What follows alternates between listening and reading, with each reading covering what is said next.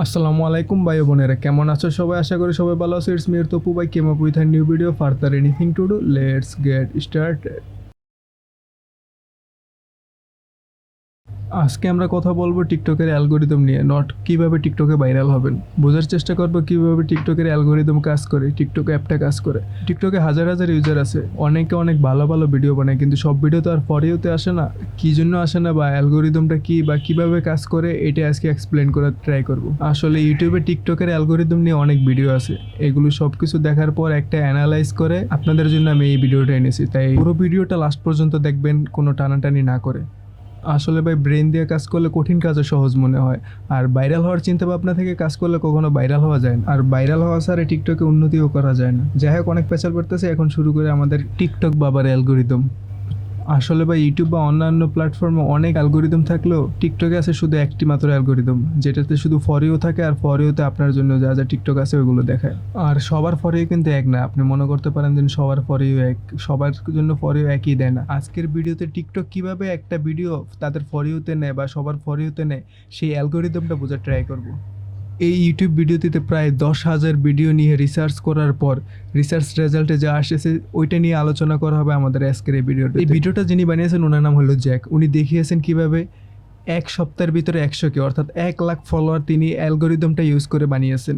মানে অ্যালগোরিদমটা কি বোঝার ট্রাই করেছেন এবং অ্যাপ্লাই করে এক সপ্তাহের ভিতরে উনি 1 লাখ ফলোয়ার কামিয়েছেন। আসলে আমাদের চিন্তাভাবনা হলো রিক্রিয়েটিং, অর্থাৎ কোনো কিছু ভাইরাল হলে আমরা ওইটা একদম হুবহু বানাই, তারপরে মনে করি ভাইরাল হয়ে যাব। আবার অনেক সময় আছে যে ট্রেন্ডিং হ্যাশট্যাগুলো ইউজ করি। হ্যাশট্যাগ বলতে ধরেন একটা হ্যাশট্যাগ ট্রেন্ডিং হচ্ছে, ওইটা আমরা ইউজ করে একদম ভিডিওতে বসে দিই, কিন্তু আমাদের টপিক ওইটা না, কিন্তু আমরা এই হ্যাশট্যাগ ইউজ করে ফেলি। এগুলো কাজে লাগে, কিন্তু মাঝে মাঝে কাজে লাগে, কিন্তু সব সময় কাজে লাগে না। আর টিকটক অ্যালগোরিদমটা কিন্তু সম্পূর্ণ আলাদা।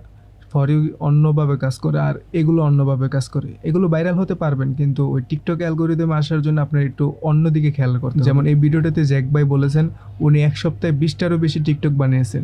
এই টিকটকগুলোতে কয়েকটাতে একদম ফুল হ্যাশট্যাগ দিয়ে রাখছিল, কয়েকটাতে একদম হ্যাশট্যাগ দেয় নাই, কয়েকটাতে ব্যাকগ্রাউন্ড মিউজিক ইউজ করছে, কয়েকটাতে করে নাই, আবার কয়েকটাতে একদম ফেমাস ব্যাকগ্রাউন্ড মিউজিকটা ইউজ করে আর মেইন মিউজিকটা একদম ভলিউম ডাউন করে দিছে। আবার কয়েকটাতে করছে কি, ফুল ভলিউম ব্যাকগ্রাউন্ড মিউজিকটা দিছে কিন্তু মেইন মিউজিকটা দেয় না। আর কয়েকটাতে একটা ভাইরাল মিউজিক ইউজ করে দেন সাউন্ডটা একদম কমিয়ে দিছে আর ওনার মেইন মিউজিকটা রাখছে।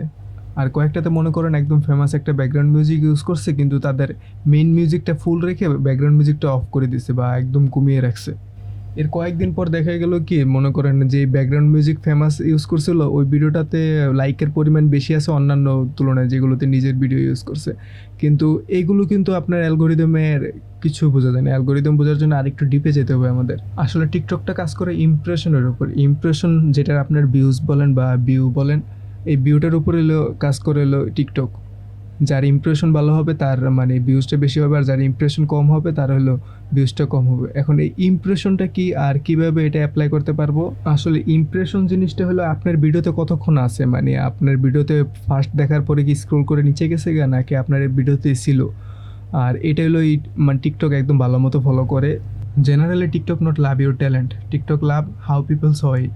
মানুষ কীভাবে দেখেছে, কতক্ষণ দেখতেছে বা কী করতেছে, দেখার পরে লাইক দিতেছে কি লাইক দিতেছে না, এইগুলোর উপরে আপনার নেক্সট স্টেপগুলো ডিপেন্ড করে।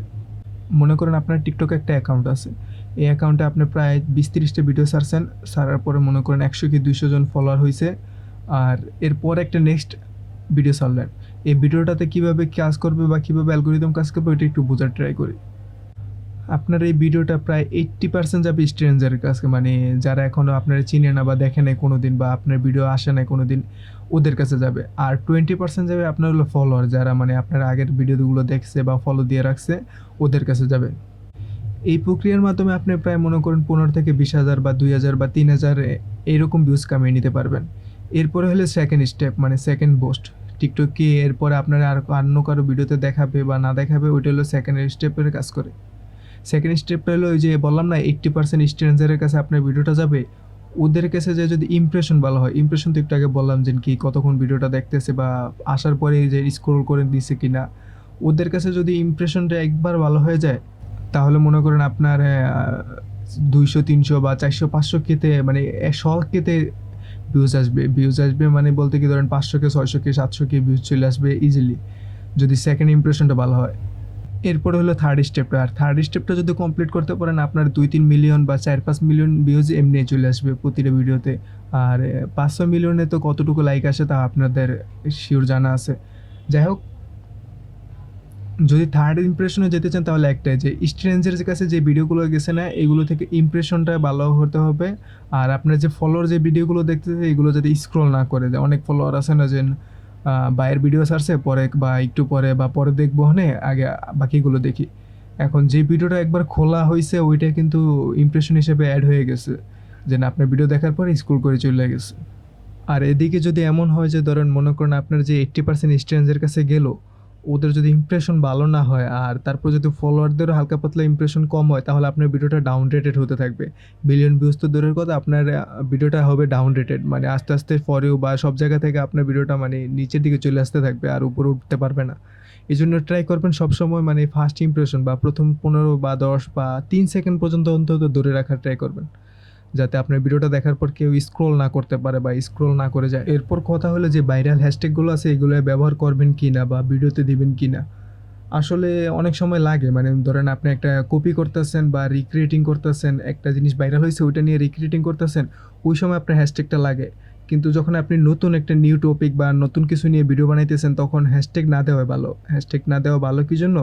ধরেন আপনি একটা ভিডিও বানাইতেছেন, ওইটাতে যদি কোনো হ্যাশট্যাগ দেন তাহলে ওইটা মনে করেন আন্ডার সামথিং বা ক্যাটাগরির ভিতরে পড়ে গেল। অর্থাৎ আপনি ধরেন 100 ভিডিও এরকম টাইপের আপনি ওইটার ভিতরে ঢুকাই দিলেন, কিন্তু আরও লাখ লাখ ভিডিও আছে ওইগুলোর ভিতরে ঢুকায় না। ঠিক আছে, এখন আপনি যদি স্ট্রেঞ্জের কাছে যান, আর টিকটক চায় সবসময় নতুন কিছু, ঠিক আছে, এমন কিছু চাই না যেন পুরান বা আগে করতেছে। মানুষ যেটা করে ফেলছে বা ওই যেটা দেখে ফেলছে ওইটা আপনারটা কেন দেখবে? মানুষ সবারটা দেখতেছে কেন, আপনারটাও কেন দেখবে? টিকটক চায় সবসময় নতুন কিছু, চায় নতুন কিছু তার ইউজাররা দেখুক, বুঝুক, শিখুক। এই জন্য সবসময় তারা নতুন কিছু দেখতে চায়। এই জন্য আপনি যেন আগের টিকটকের বা ভাইরাল যেই হ্যাশট্যাগুলো আছে এগুলো যদি ব্যবহার করেন তাহলে তো আপনি পুরান মানে একটা ক্যাটাগরি আন্ডারে পড়ে গেলেন বা কপি করতেছেন এরকম একটা কিছু বোঝা যায়।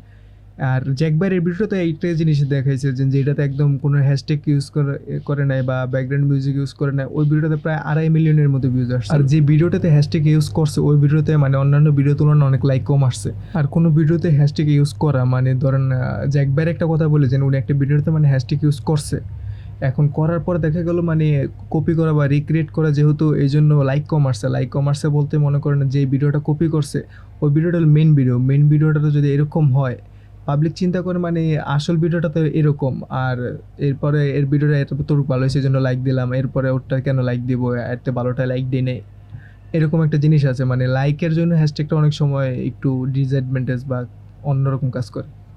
আর আরেকটা জিনিস সবাই মানে একটু ইগনোর করে ট্রাই করতে বলছে যে সিরিজ, অনেকে আছে না part 1 part 2 like for part 2 এরকম অনেক কিছু করে।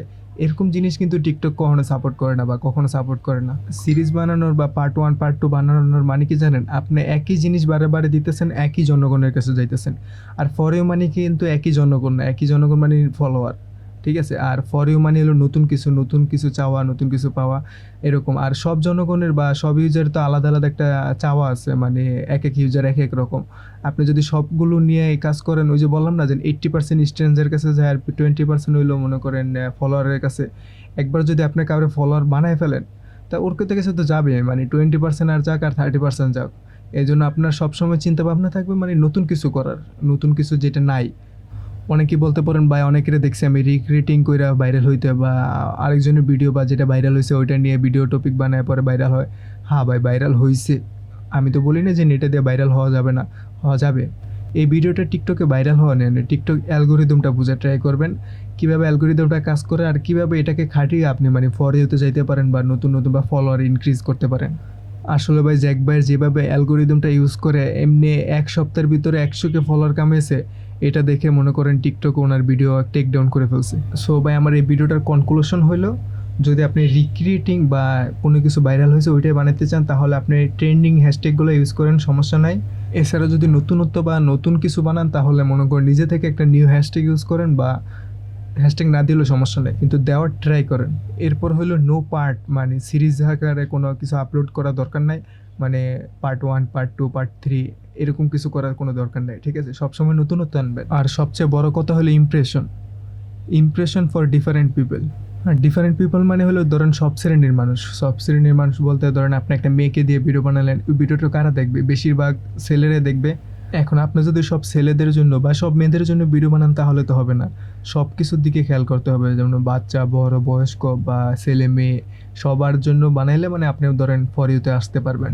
আর এটুকু করে ট্রাই করবেন যাতে কেউ আপনার ভিডিওটা দেখার পর সাথে সাথে স্ক্রল করে না যায়, বা এমন কিছু করার ট্রাই করবেন যাতে প্রথম 15 সেকেন্ড বা 5 সেকেন্ড বা 3 সেকেন্ড পর্যন্ত কেউ স্ক্রল না করে। আর একটা লাস্ট ইম্পর্টেন্ট কথা ভাই, ভাইরাল হওয়ার জন্য কখনো কাপড় খুলবেন না। আর যদি কাপড় খোলার ইচ্ছা থাকে তাহলে ভাই টিকটক না, অন্য সাইট আছে, ভালো ভালো সাইট আছে যেখানে মনে করেন কোনো ট্যালেন্ট লাগে না, এভাবে 500 মিলিয়ন এমনি পাওয়া যায়। এই ভিডিওটি ভালো লাগলে একটি লাইক দিয়ে দিবেন। আর নেক্সট ভিডিওতে আমি ইউটিউবের অ্যালগোরিদম নিয়ে কথা বলবো, কিভাবে ইউটিউব অ্যালগোরিদম কাজ করে, ইউটিউব থেকে কিভাবে সবার সাজেশনে আপনার ভিডিওগুলো যেতে পারে, এগুলো নিয়ে কথা বলবো নেক্সট ভিডিওতে। সাবস্ক্রাইব করে পাশে থাকবেন। তো আজ এই পর্যন্তই, দেখা হবে নেক্সট ভিডিওতে। ততদিন সবাই ভালো থাকবেন, সুস্থ থাকবেন, ধন্যবাদ।